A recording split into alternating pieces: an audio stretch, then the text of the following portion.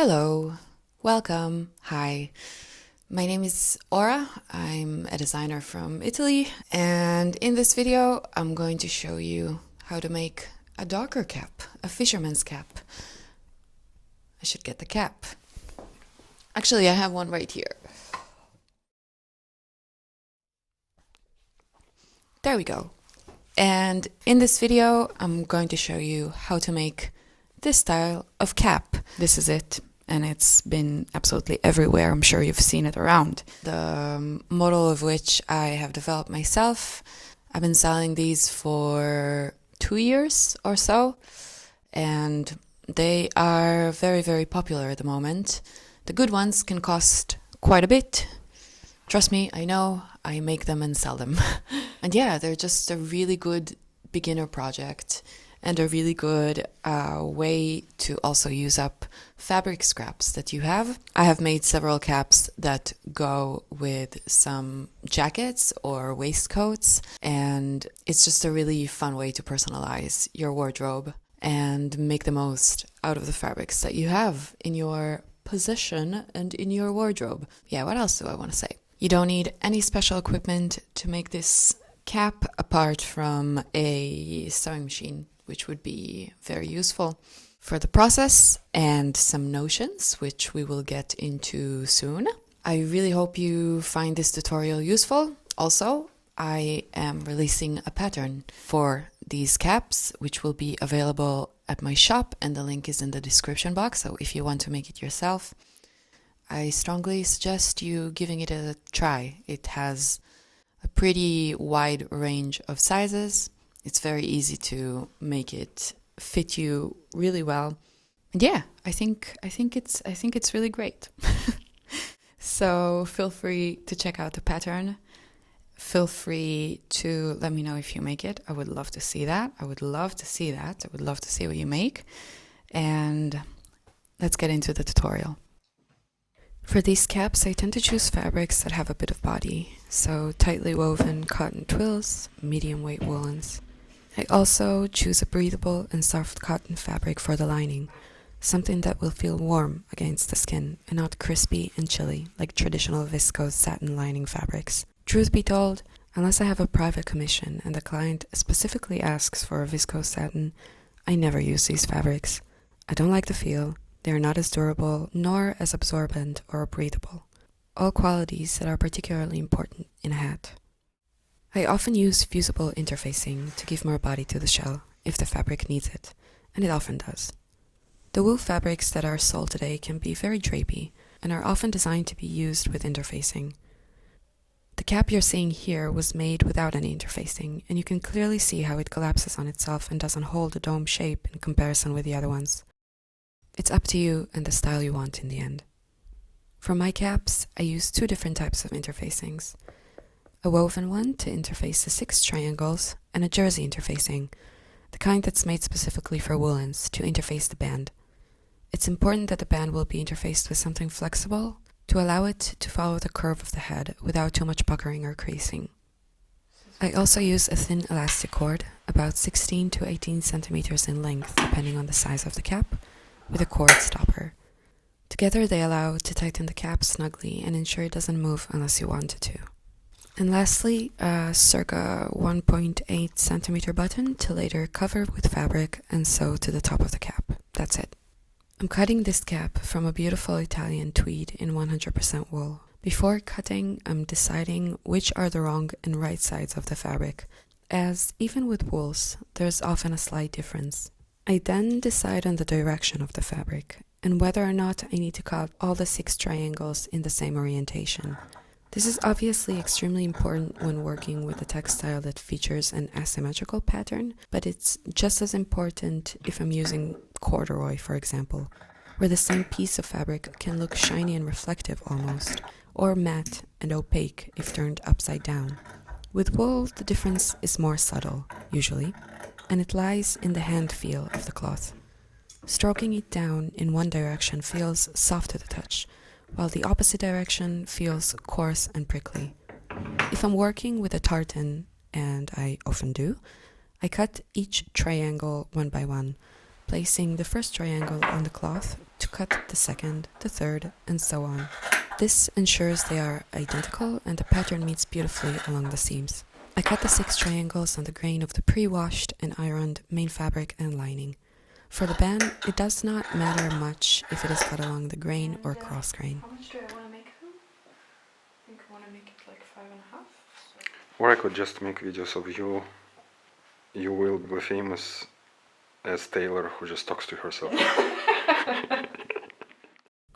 One thing I do though, when I work with a check or a tartan, is cut the band so that its center front matches the center front on the triangles, so that the pattern is continuous on the front of the cap.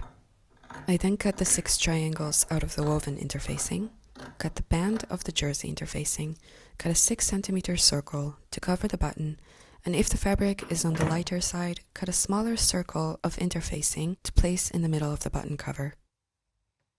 I fuse all the pieces, the shell triangles, the band and the button cover, using a pressing cloth made out of silk organza to prevent the transfer of the glue onto the surface of my iron.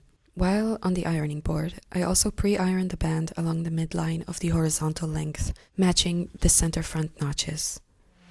All the pieces are then placed in a little pile next to my sewing machine.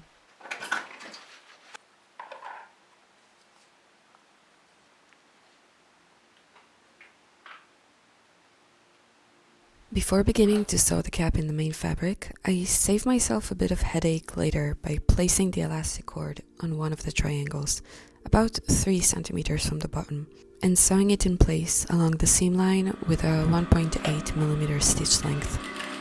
As I am sewing, I'm making sure that the elastic is sticking up from the cap in a 90-degree angle or so. I attach the elastic now, by the way, just to ensure I don't forget to do it afterwards. I cannot tell you how many times I had sewn the 6 triangles only to realize that I've left out the elastic and had to unpick little annoying gaps in the seams to insert it in. Next, I can start the assembly of the cap. I'm sewing the triangles together, matching the notches, starting at the top and working my way to the bottom, carefully backstitching at the beginning and end. Once the shell is sewn, I snip the seam allowances so that they follow the curved seam of the cap and trim a good bit of them off at the top to avoid bulk where all the panels meet. This join will be reinforced at the next step when it gets caught under the top stitching. Here I suggest giving the seam allowance a quick press on a curved surface. This is particularly useful at the very top to make sure they don't move around as I am top stitching. To be fully honest though, I don't always do this step.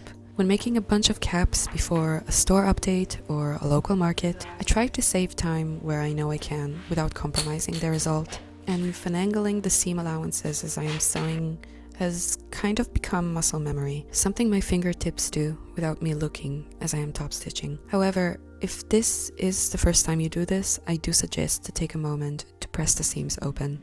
Back at the machine, I increase the stitch length to 3mm or 3.5mm depending on the thickness of the fabric, and start going along each seam using the presser foot as a guide to maintain a consistent distance from the seam. I begin on one end of the cap and continue on to the opposite side, catching one side of 2 panels in one stitch line, then turning around and doing the same thing on the other side of the seam. When I get close to the top of the cap, I make sure that the seam allowances of the neighboring panels are also laying flat to avoid catching them while they're folded. This is how I want the underside to look when I'm done. I set the cap aside for now and move on to sewing the lining in a similar manner, remembering, usually, to decrease back the stitch length before sewing to around 2.5mm, snipping and trimming the seam allowances once I'm done, but without the top stitching. Once the lining is assembled, I sew the band into a circle and immediately follow by top stitching the 1cm seam allowances open. The last thing to sew is a line of gathering stitches going in a circle about 1 cm from the edges of the button cover. When they say that ironing is 50% of sewing, I don't think that they do it enough justice. I'm no good with math, but I do know that the difference between a well-pressed seam and one that just came off the machine is staggering. After I've been making these caps for a year or so, Moving my little tailor's ham around to stretch each seam over it as I'm ironing, I figured I might as well make myself a specific ham for the task. I made this one using the medium-size hat pattern out of leftover muslin and stuffed it with fabric scraps. You can see at the bottom of it that its opening is held together with pins at the moment, something I did intentionally to be able to easily stuff it with more scraps, as its contents inevitably compress after many hours of vigorous and steamy ironing. That said, a tailor hem works very well for the job, and I would suggest to use one when pressing the cap. There are a few options for how to make the fabric cover button, and the one that I will show you in this video in more detail is not how I usually opted to make them. A long time ago now, I had bought one of those cheap kits for making fabric covered buttons using a silicone mold, where you have a metal cap and a flat disc with a shank, which snap close together. I place the fabric circle in the mold, then the metal cap, and press them together, keeping the raw edges of the fabric in place with some glue. While this way is the fastest and it produces a beautiful button, I happened to have run out of caps right before filming this video and tried to use the disc with a shank instead, just to somehow leave it in the mold with the glue for too long and ruining it completely. It actually turned out quite okay, as I don't assume that everyone has one of those kits at home, and making a fabric cover button by hand is probably more accessible to most of you watching. So here is how I do it. I pull on the top stitching I sewed previously and gather the fabric around the button. I then run a strong thread around the folded edges to permanently encase the button inside. Going around the circle and later across it from one side to the other, smoothing the little puckers in the cloth. And please, use a strong thread. Mine snapped under the tension during the pulling, and it can be a bit fiddly to try and prevent it all from coming undone. Once it's looking good, I'm going to stitch tightly around the center where the fabric bunches up, keeping the stitches close to the base. I snap the excess fabric and attach it to the center of the cap with a prick stitch, going from the wrong side of the cap upwards, catching a few threads of the button, and back down again. When I can no longer see the fabric under the button and it is secured all around, I'm done. The next step is to assemble the cap together. I begin by sewing the band to the outer layer, matching the center back points, so the seam on the band with the middle of the triangle with the elastic cord, and I then sew them together for 12 centimeters or so, going over the cap seams, like so.